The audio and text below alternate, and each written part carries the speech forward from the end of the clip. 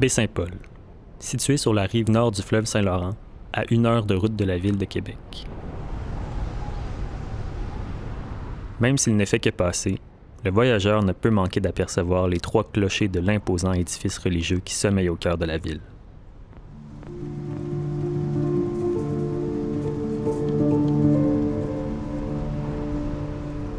Propriété de la ville depuis 2017, le bâtiment a longtemps été la maison mère des Petites Franciscaines de Marie, une communauté religieuse d'obédience franciscaine bien connue dans la région.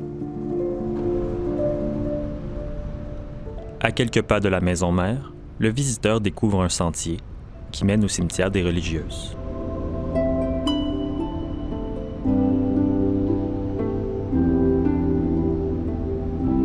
Au nom de toutes les petites franciscaines de Marie présentes ici, nous sommes plus de 800 à vous accueillir, les vivantes comme les mortes. La communauté des Petites Franciscaines de Marie s'avère bien enracinée dans la région et représente une facette importante de l'histoire de Baie-Saint-Paul. Pourtant, elle n'est pas née ici. En ce jour du 13 août, nous voulons faire mémoire avec vous de la fondation de notre congrégation qui a vu le jour en sol américain. Pour souligner de manière concrète l'apport de nos sœurs américaines, 132 drapeaux américains ont été déposés là où repose une sœur américaine.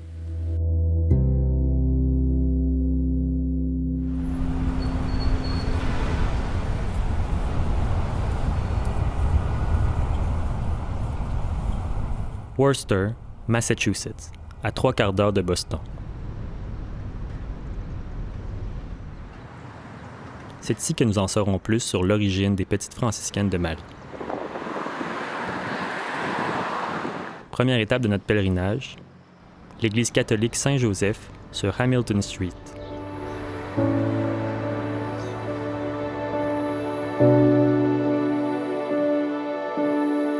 Bonjour Hilda. Bonjour Sadaris. On se retrouve ce matin dans un lieu très historique pour la congrégation. On est dans l'église Saint-Joseph. Peux-tu m'expliquer un peu tout ce qui est autour de cette église-là, les rues? Qu'est-ce que ça a le lien avec notre histoire? On a la Wall Street, où Mère Marie-Joseph est née, la maison que son père a construite. On a Orient Street, on a la maison de misère.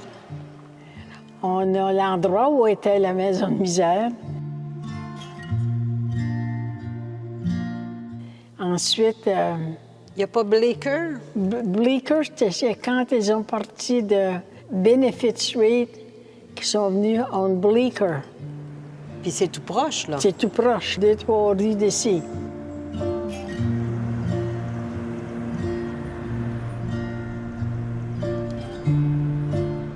Ça fait qu'on est vraiment dans la section, c'était anciennement qui appelait le Petit Canada. Parce qu'il y avait beaucoup de Français, beaucoup de Canadiens. Des Petits Canada, on en comptait alors plus d'une centaine dans le seul État du Massachusetts. De la fin de la guerre de Sécession jusqu'à la Grande Dépression, dans un contexte de crise économique, on estime qu'environ 1 million de Canadiens français ont émigré aux États-Unis afin d'améliorer leurs conditions de vie. On est ici surtout pour trouver l'ouvrage.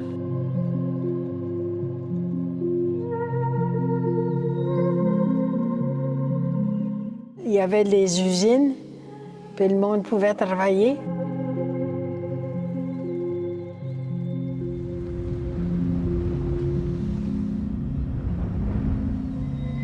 Quand tu arrives en 1961, là, c'est quoi la présence francophone ici, là?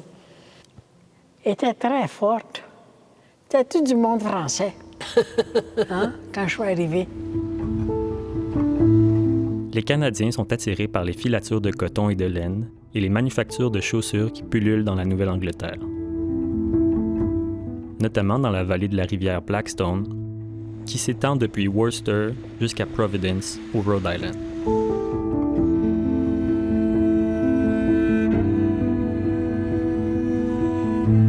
Les Canadiens rejoignent des membres de leur famille ou d'anciens voisins qui sont venus avant eux.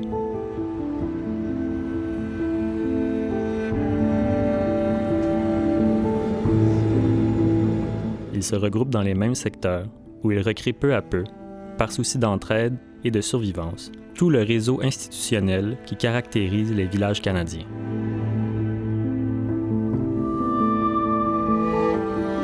On allait marcher, prendre des marches, là. Puis on rencontrait du monde, puis on parlait toujours français. C'était toujours français. Hein? Tellement qu'il y en avait. Hein? C'était beau. C'était beau. Puis quand ils arrivaient, là, ils construisaient une grosse maison, les three-decker, là. 3 étages. Le propriétaire restait en bas. En haut, ça pouvait être son garçon ou sa fille, ou bien de son père et sa mère. Puis c'est une maison familiale. Le dernier three-decker a été construit en 1936. En 1936? Oui, ils n'ont pas fait d'autres depuis. Alors, tu rides les streets, là, puis tu peux voir rien que des maisons de 3 étages. Toute la rue. Hein? Donc, c'est assez particulier dans le secteur ici, oui, les fameux three-deckers, oui. parce que quand on visite le quartier puis qu'on voit le nombre de three-deckers, d'étages de maisons construites, moi, je trouvais que ça ressemble quasiment à des boîtes à beurre, là, Oui, oui. parce que c'est très rectangulaire, là, puis c'est sur 3 étages. Ouais, oui. Fait que quand on fait le tour du quartier puis qu'on compte le nombre de maisons, la quantité, Et- on peut s'imaginer que c'est à peu près le nombre de francophones, parce que oui. c'est eux qui habitaient principalement Ah oui, ces maisons-là. ah oui. C'est difficile à dire aujourd'hui parce que les noms ont changé. Ils font un twist à un nom français. C'était pas in tune, là. Je pense que c'est un nom irlandais ou bien non, c'était. Mais dans le fond, c'est un nom français.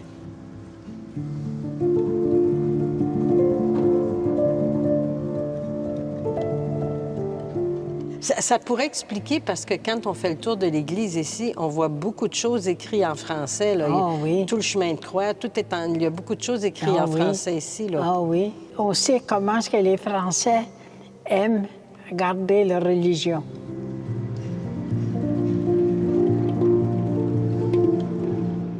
Anciennement, on disait qu'il perd sa langue, perd sa foi. Alors, c'est un lieu pas mal historique, la côte ici, là, pour la congrégation. Tu sais?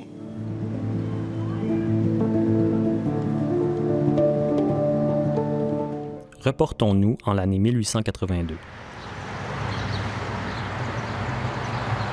Cette rue n'est pas Hamilton Street, c'est la côte des Canadiens, ou comme disent les Américains, la French Hill. Nous sommes ici dans la paroisse Notre-Dame des Canadiens, qui vient d'accueillir son nouveau curé. Né à l'Assomption, formé au Grand Séminaire de Montréal, il s'appelle Joseph Brouillette. Notre fameux père Brouillette. Oui, notre cher père Brouillette. Si le père Brouillette provoque encore des rires, c'est que sa relation avec les petites franciscaines de Marie a été pour le moins tendue. Peux-tu nous raconter un petit peu là, toute cette tension? Parce que le père Brouillette était curé à Notre-Dame Curé à Notre-Dame. des Canadiens. Il a voulu avoir des sœurs pour avoir soin des orphelins parce que les parents travaillaient dans les usines, puis les manufactures, puis tout ça. Alors, il y avait besoin du monde pour avoir soin de ce petit monde-là. Fait que la première qui a recruté, ça a été Marie-Louise Rondeau.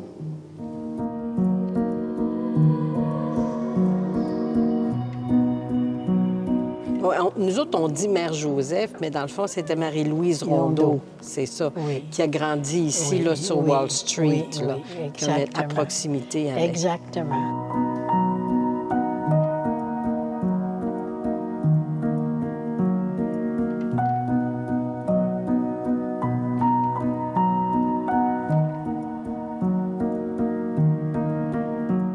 mère Louise Rondeau, que le père Brouillette va aller chercher ici, sur la rue Wall Street, cogner à la porte, puis demander au Rondeau, Oui, vous oui. avez une fille, puis pour qu'elle entre en communauté. Elle a accepté, puis ben, ça s'est répandu, puis il y a tout le monde qui s'est rajouté pour aider, puis tout ça.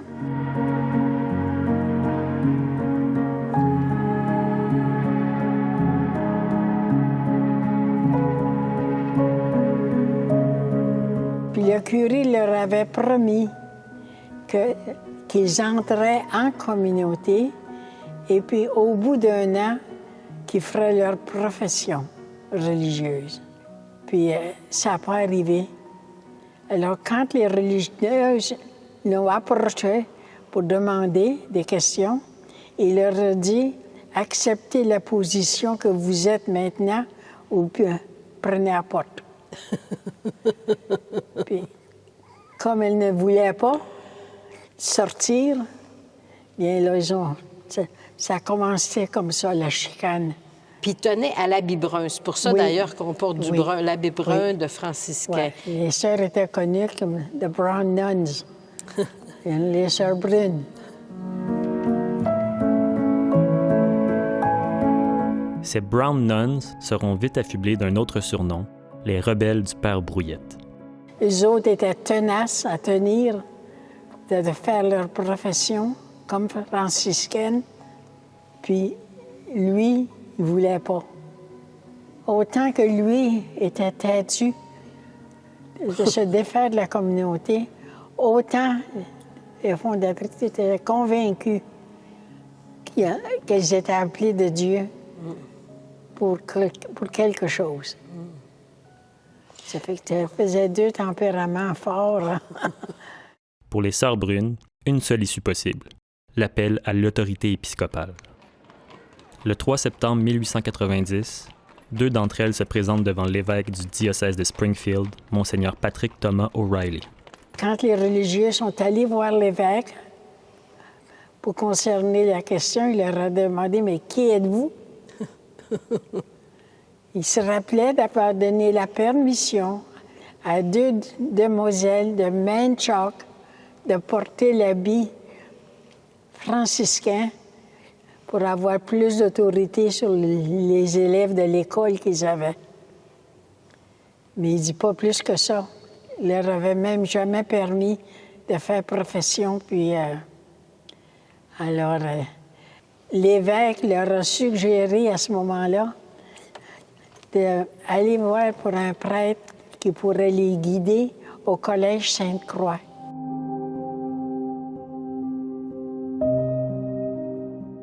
C'est là que le père Langlois a accepté. Alors, il est vraiment il les a toujours bien guidés.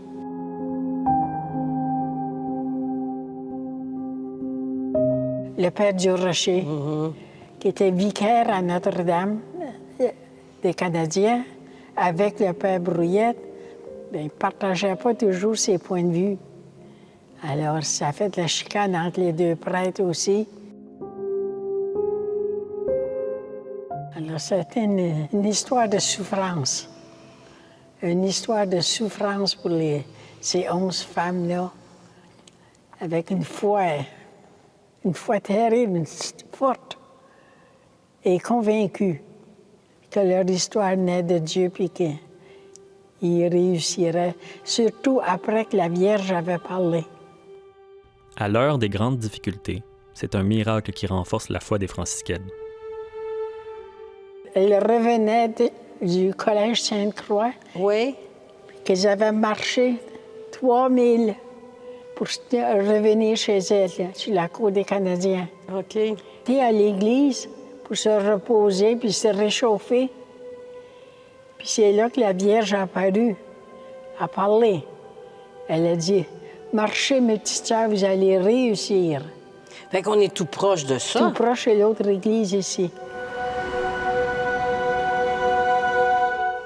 La fameuse Vierge secourable qu'on a toujours Oui, à oui, Baie-Saint-Paul. là. oui, oui.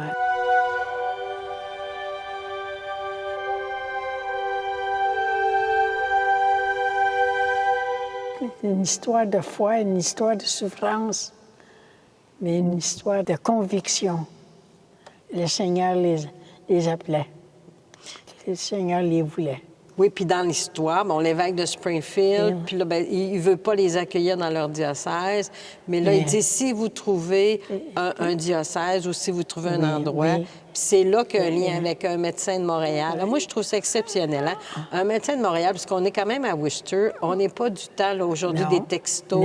Puis le médecin de Montréal, puis il parle le père Ambroise Fafard qui est à Baie-Saint-Paul, parce qu'on est quand même assez loin de Baie-Saint-Paul. Il y avait le père Delphos, qui est le cousin du docteur, qui connaissait l'histoire des sœurs. Il leur a dit, bien, il dit, mon ami, à Baie-Saint-Paul, cherche des religieuses pour le soin des mental... Oui, c'est ça, les soins des maladies mentales. Ah, oui. Le père Langlois a dit, vous allez aller le voir en personne. En juillet 1891. Puis c'est là qu'ils ont accepté d'aller à Baie-Saint-Paul. Oui. Puis c'est là qu'elles vont arriver, ce qu'on fête, nous, souvent, le 13 novembre, de leur arrivée à Baie-Saint-Paul.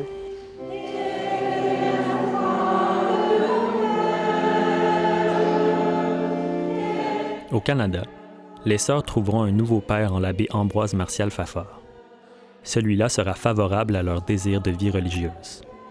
Le 21 février 1893, l'évêque de Chicoutimi, Monseigneur Michel Thomas Labrec, intégrait officiellement la communauté des Petites Franciscaines de Marie dans la grande famille catholique.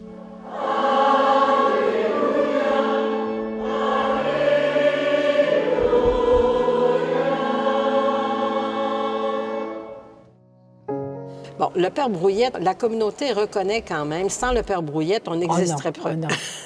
C'est un fait. C'est un fait. Sans le père Brouillette, on n'existerait pas aujourd'hui. Mais même s'il s'est tourné contre nous, c'est lui qui nous a rassemblés. Avec les années, avec le temps, on a fini par mettre même la photo du père Brouillette dans la photo des cofondateurs. Oui, parce que pour une reconnaissance, parce que c'est vrai, sans ce qu'il a fait au début, il a été le concours de la Providence, il y a eu quand même une reconnaissance. Non, les fondatrices n'ont jamais critiqué le père Brouillette. Elles l'ont jamais put him down. Non. Non, jamais, jamais.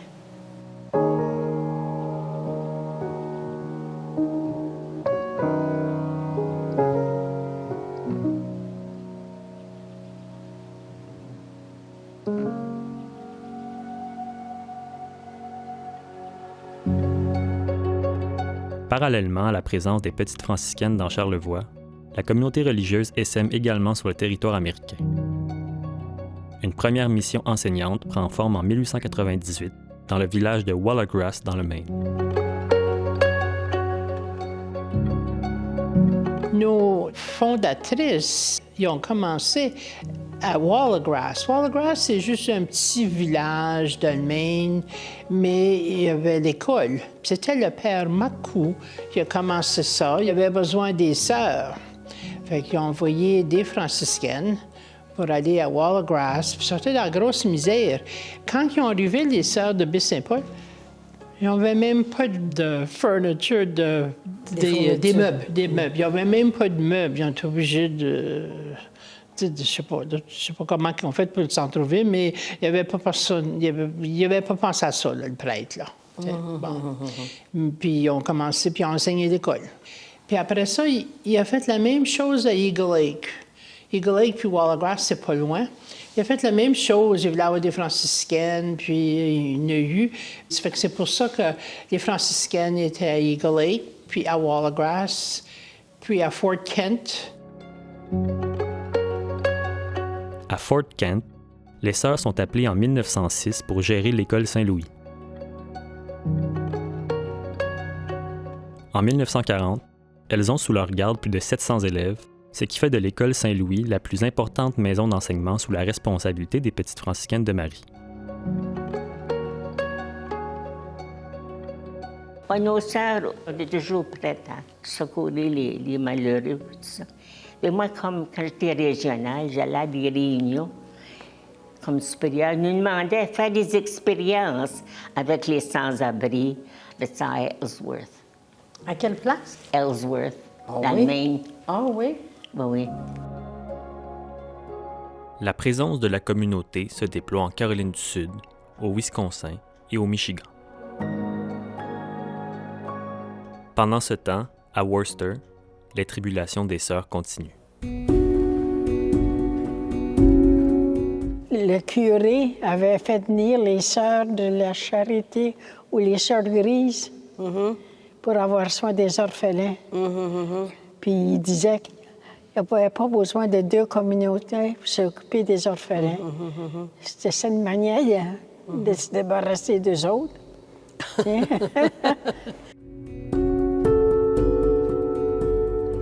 C'est là qu'ils ont fait appel aux délégués apostoliques. OK. Puis que les délégués apostoliques leur ont suggéré de s'occuper des vieillards. OK.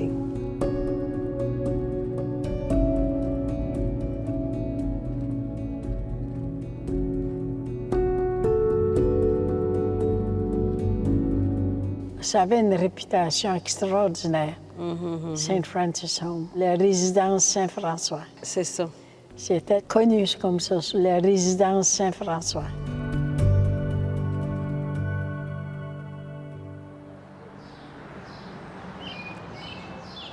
À proximité de l'entrée du St. Francis Home, un œil averti remarque la présence d'une anomalie dans la bordure du trottoir de la rue Bleecker. C'est la trace, délibérément sauvegardée, de l'entrée de l'un des anciens orphelinats des petites franciscaines. C'est alors qu'elles habitaient ce lieu que les sœurs ont été forcées de délaisser leur œuvre auprès des orphelins pour embrasser leur nouvelle vocation, les soins aux personnes âgées. Cette mission s'est prolongée jusqu'à nos jours, sous une forme nouvelle. Laïcisé à la fin des années 2000, le St. Francis Rehabilitation and Nursing Center offre une gamme complète de services pour des personnes âgées ou fragilisées. Well, St. Francis is a staple in the Worcester community. Our building here at 101 Plantation Street serves as a destination, if you will, for very complex clinical care. People requiring anything from dialysis to end-of-life care and pain management. It's a special work to take care of people who are in pain or may have dementia or may need post-acute care from the hospital. Our therapy staff teaching people how to walk again, teaching people how to swallow again, sometimes speak again after something like a stroke. It's about helping people. It's about rehabilitating people. It's about helping people live the best life they can while they're still here. La chapelle du centre médical est un témoin privilégié de la dimension religieuse historique de l'institution.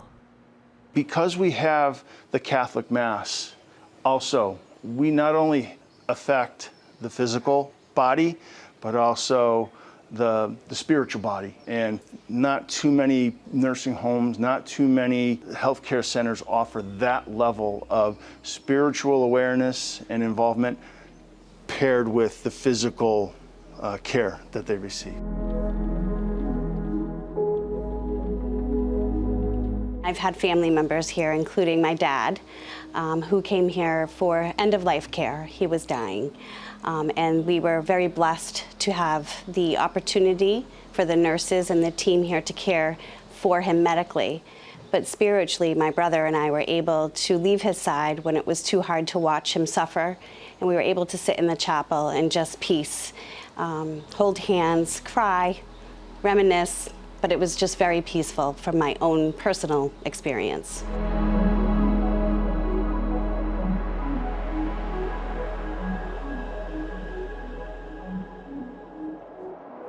On était 61 sœurs, puis on avait 3 employés laïcs. Hein? On faisait tout. Oui. Moi, je me souviens, dans les années 80, il y avait jusqu'à 45 PFM à St. Francis Home, des sœurs bien actives. Quand je suis arrivée, moi, en 60, on était 61 religieuses à St. Francis Home. Hein? Puis ça a diminué, puis ça a diminué, puis ça a diminué. Il ne reste plus rien que nous autres. Il ne reste plus rien que nous autres.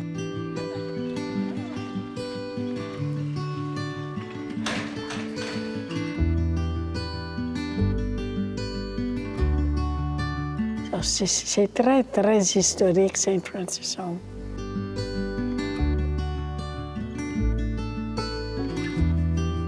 Ça a encore sa raison d'être, même si c'est plus nous autres.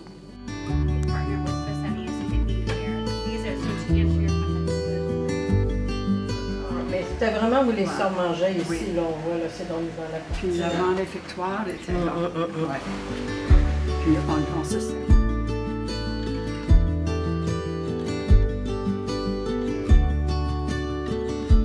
Quand les gens voient une franciscaine à Worcester, immédiatement, c'est St. Francis Home. Les gens vont dire ma grand-mère, ma tante, ma mère. Ou bien on me demande des nouvelles. L'autre jour, je rencontrais une dame, puis elle me demandait des nouvelles des sœurs. Mais il y en avait qui ne sont plus ici. Où sont ils sont mortes. Ou il y en a d'autres qui sont rendus à Baie-Saint-Paul. Ou quand, tu sais.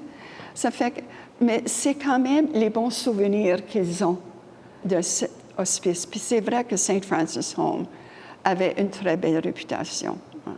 You know, I hear from people, you know, because I go into people's homes and everything, and, oh, St. Francis Home, the sisters, you know, all the time, oh, I worked there at St. Francis Home, you know, I never could find another place like it again, you know, the spirit there, the spirit of the community is still very much alive out there.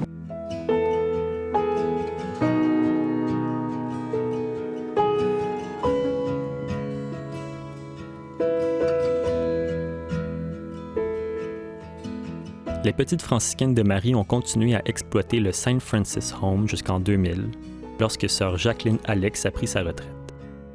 We didn't speak a bit about Jacqueline Alix. We have a tree just in front of St. Francis Home of the memory of Jacqueline Alix because she was in charge for a long time of the nursing home here.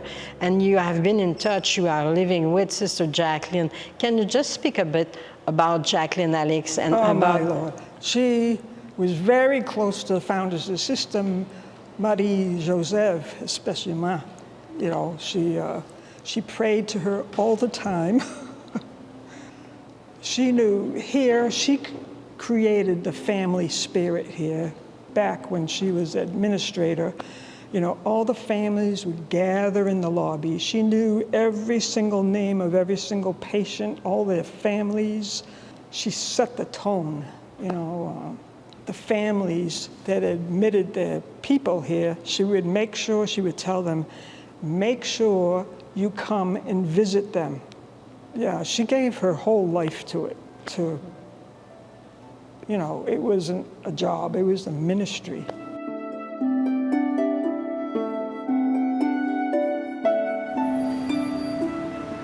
Abby's House est une autre institution associée à l'œuvre des petites franciscaines de Marie.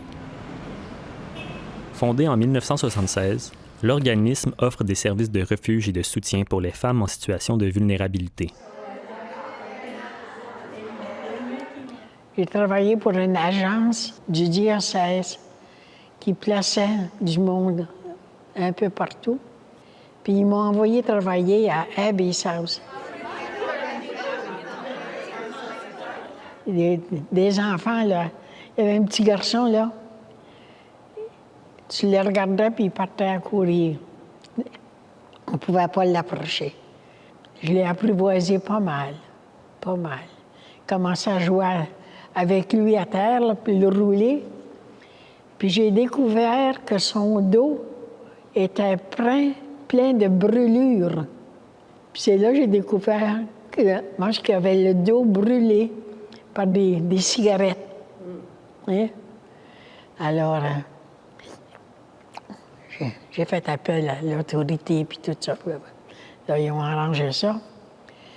Puis, 2 ans après, ils avaient un Christmas party pour les enfants. Puis, sa mère l'a emmené. Puis le petit garçon, il avait 6 ans, je pense.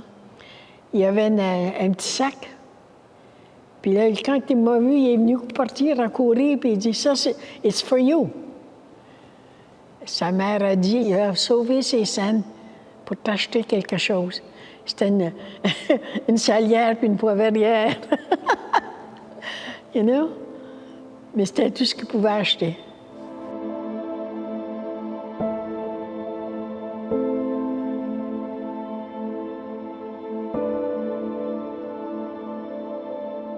While I was working here at St. Francis Home, of the atmosphere, everything, it did something inside of me. It was touching me deep inside, and I was just like, what is happening? You know?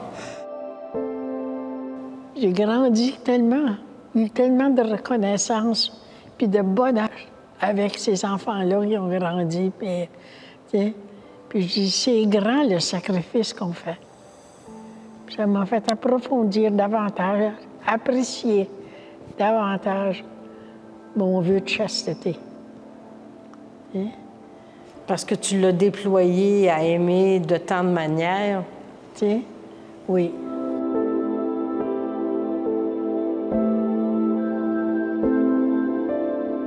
We have people here that have been working at St. Francis for years. If you asked any of these folks, they'll remember the sisters, and I'm sure they remember them all by name, and they remember each and every distinct personality.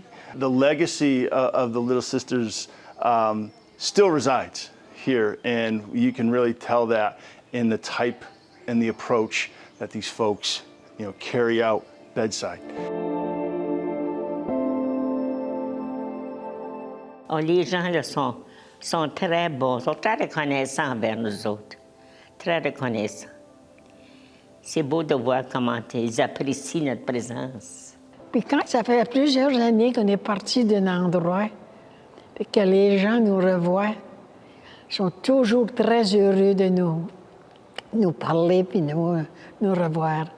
Puis je me dis, c'est un signe qu'on a laissé quelque chose. Mais je pense qu'on les aborde avec notre simplicité franciscaine, notre désir d'aider les malheureux. Il me semble qu'ils doivent voir ça en nous. Je pense qu'ils nous trouvent proches des autres, puis qu'ils trouvent qu'on est à leur portée. Mais quand même qu'on a une présence du Seigneur pour les autres. Mais c'est approchable. On est approchable. Ouais, c'est ça.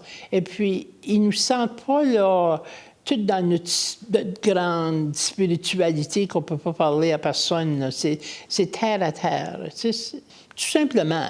Là, on dirait en anglais, no not to put airs. Pour ne pas avoir l'air plus qu'on l'est vraiment. No, you don't know. No. Oh! I think I have La simplicité. La simplicité, ça, c'est un des traits assez marquants de nos fondatrices. Ça. Oui. J'ai connu beaucoup d'anciennes religieuses. Emma Bolduc, qui était la nièce de Mère Dominique. Elle nous en parlait souvent.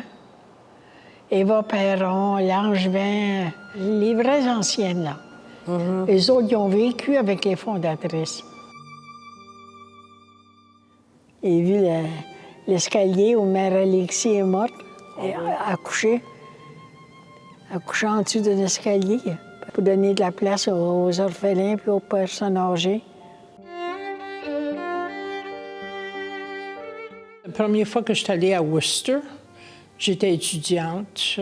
Et puis, ça me touchait que les sœurs étaient tellement prêtes à prendre soin des vieillards Et puis, les autres, ils avaient beaucoup l'esprit des fondatrices. C'est de continuer l'œuvre des fondatrices qui ont commencé ça.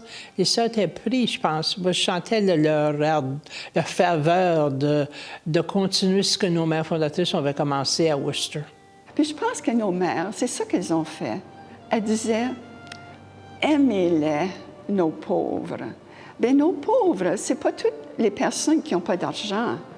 C'est les pauvres, c'est les personnes qui sont dans le besoin. Je suis pauvre quand j'ai besoin de secours, quand j'ai besoin de l'écoute, quand j'ai besoin d'être affirmée. Je trouve que c'est dans ce sens-là qu'on peut laisser la marque. Puis nos mères l'ont certainement laissé. Et nos sœurs ici, quand je les ai vues travailler, parce que je n'ai pas travaillé ici, mais je les voyais interacter avec les gens, avec le personnel, avec les malades. C'est ça, les aimer, les respecter, leur aider. C'était d'être avec les gens, puis de vivre leur joie et leur peine, vraiment.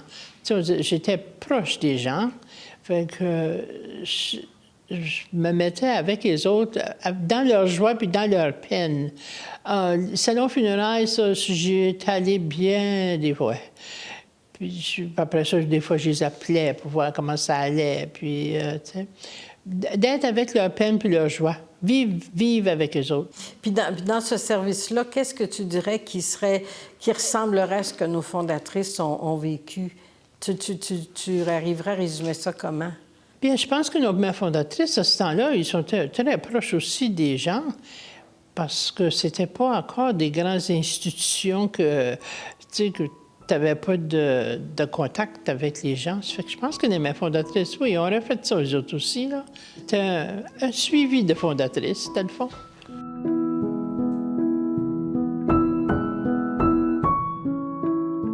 C'est surtout leur esprit d'entraide.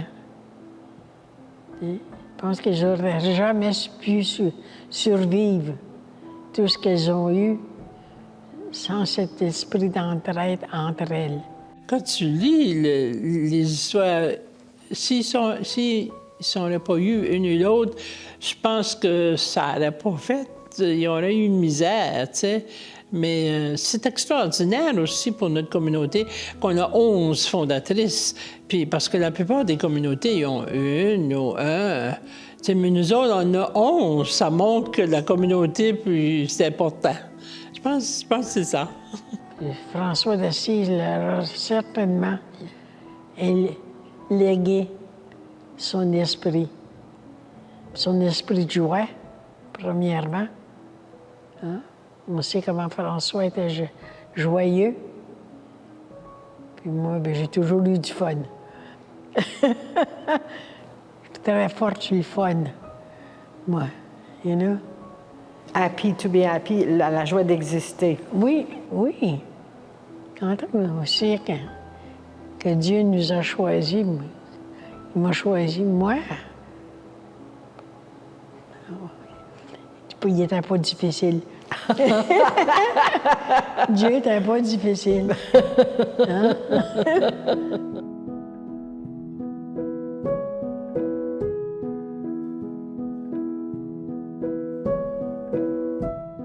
On a quitté la direction de St. Francis Home il y a quelques années. Bon, ici, l'église Saint-Joseph, pour la congrégation, elle a une importance historique, tout ce lien avec la côte des Canadiens. Aujourd'hui, c'est une église encore fréquentée, c'est une église qui est encore utilisée par l'église ici Saint-Joseph. Ah oui, oh mon Dieu, oui, c'est très... Parce qu'ils ajoutent les autres nationalités. OK. Hein? Les Brésiliens sont très nombreux aussi. Les Haïtiens sont moins nombreux, mais ils ont leur part. Puis ils ont leur messe en créole. L'important, c'est pas d'où tu viens. L'important, c'est qui tu es. Hein? Des fois, il y en a qui sont préjugés contre les immigrés. Mais je me dis, moi, mon expérience des immigrés ici, c'est très positif. Parce que j'ai travaillé avec eux autres pour l'anglais. Et j'ai connu de good people, very good people, puis des gens qui travaillent fort, puis des gens qui veulent améliorer leur vie, améliorer la vie de leurs enfants.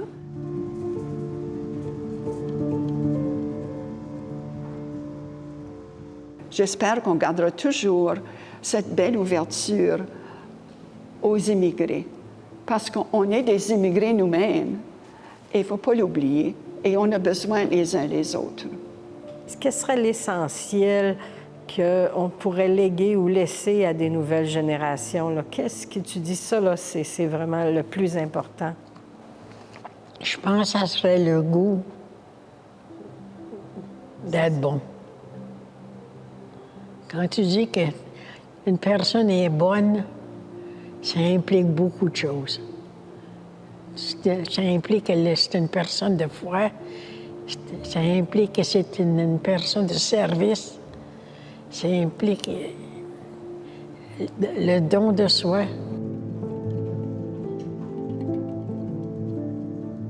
Moi, je dirais, l'important dans tout ça, là, c'est le respect de la personne. Le respect qui veut dire la façon que tu vas interagir, hein? La façon que tu vas essayer d'aider la personne et de les aimer.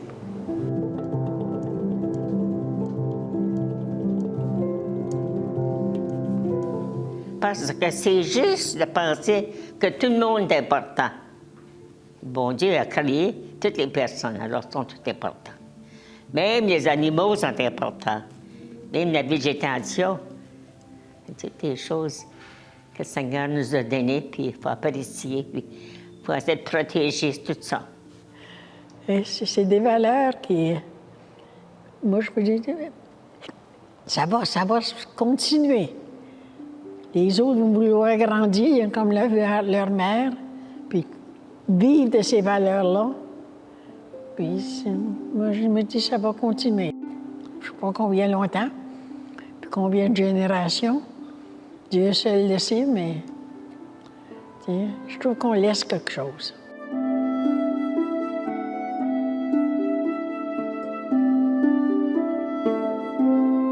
Mais on sera toujours là.